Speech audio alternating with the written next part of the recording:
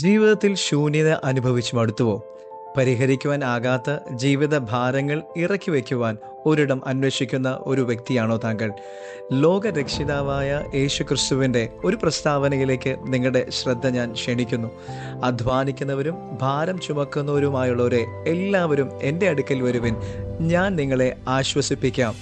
നിങ്ങൾ തളർന്നും ക്ഷീണിച്ചും ഇരിക്കുന്നത് കരുണയുള്ള യേശു കാണുന്നു.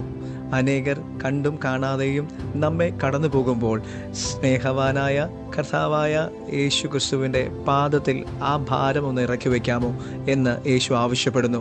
നാം അങ്ങനെ ചെയ്യുമ്പോൾ ഈ ലോകത്തിൽ ആർക്കും നൽകുവാൻ കഴിയാത്ത ആശ്വാസവും സമാധാനവും സന്തോഷവും നമുക്ക് ലഭ്യമാകുന്നു.